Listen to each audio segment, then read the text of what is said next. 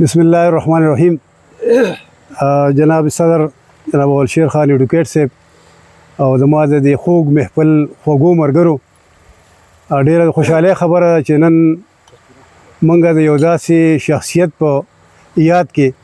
د چا نوم چې امیرشاد محبوب دی او څوک چې نه صرف د یار حسین دپاره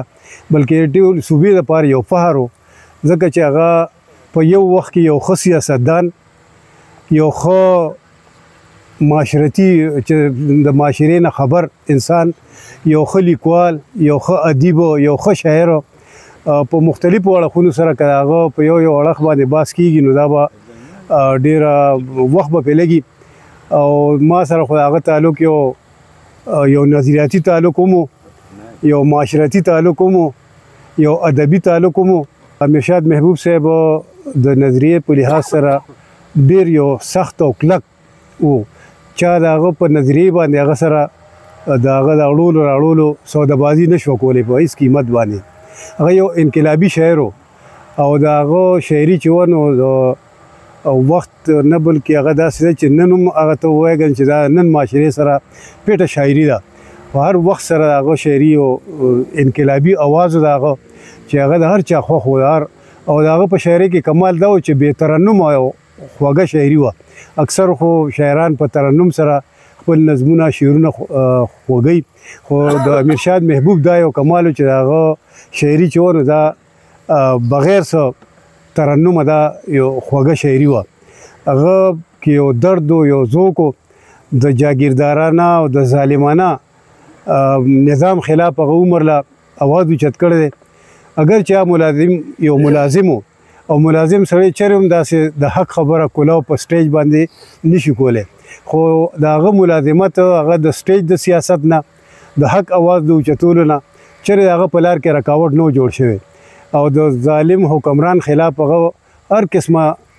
چغه والې ده. څنګه چې د ما نه مخکې کرم ستار به یووي نو هغه هم دکه چې د ملک وزیر اعظم د هغه د پارټۍ صوبایي صدر او د ملک د صوبې وزیر اعلی د هغې مخکې یو داسې برملا خبره هغه ما زه هم په هغه محفل کې ناست وم، کله چې دا ووایي نو هغه حال کې و نشترحال کې پروګرام و تاړي شو، ډېر ناکاره تاړي شو. د چې دې خوا خلکو جذباتو ته کتلو بیا ووایه او اخوا چې د وزیر اعظم صاحب او د وزیر اعلی صاحب تندو ته وایي کتل خاص کر د میر افضل خان صاحب نو دې دوو کې اریانو. خو زموږ یو ملګری مفتي نوید الله سر نوم دی، هغه وایي شاعر وي قسم په خدای دې کرانه راکوز شي چې بیا دې نه ویلي. دې بس بیا شروع شوه د هغې نه سیوه جذباتو کې یې ووایي او هغه خپله مدعا چې وه نو هغه دغه ته پیش کړله. د کمزورو طبقې دپاره د عمر له اواز اوچت کړی دی، لکه هغه وایي چې د چا په تورو بیګماتو کالي بار وینمه، چېرته د چا د سر پړونه سیرې تار په تار وینمه، د نواب شل بچي د شل واړه یشونه کوي، د غریب یو بچی لوغړ سوغړ بیمار وینمه. او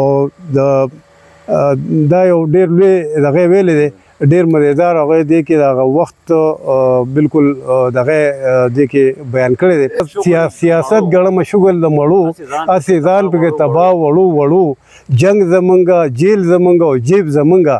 جنگ زمونږه جیل زمونږه او جیب زمونږه، پورته خیږي لیډران په دې پوړو او سیاست د غریبانو جواري ده، موږ پې بیل ارټونه د باړو او برکت د یعقوبیو که سالار د یار حسین چا یې څه پوښتنه وکړه د وړو. اوس لیډر په لینډ کروزر پسې روان وي، تپوس نشته د ټانګو د ریړو. او اوس لیډر په لینډ کروزر پسې روان وي، تپوس نشته د ټانګو د ریړو. او داسې دی خو ډېر مزیدار وخت دغه سره ویلي. بهرحال هغه د وخت مناسب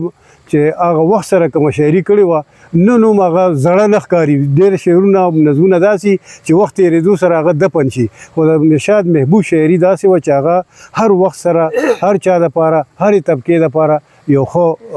دغه یې لرو. نو موږ خیرات تحسین پیش کړو. ننني پروګرام میزبان او کوربه اول شیر خان ایډوکیټ صاحب او د هغې مشر ورور حاجي خان شیر کاکا او زموږ د محفل ښکلي ښکلي شاعران چې هغې په ډېر ښه دغه کې راغون شو د میرشاد محبوب صاحب فرزند هم ناست نو یو پیره بیا د سردار صاحب او یوسفزي صاحب ډېر شکریا ادا کوو چې هغوی د اسلام آباد نه دلته تشریف راوړی دی پروګرام ریکارډ کولو له ډېره مهرباني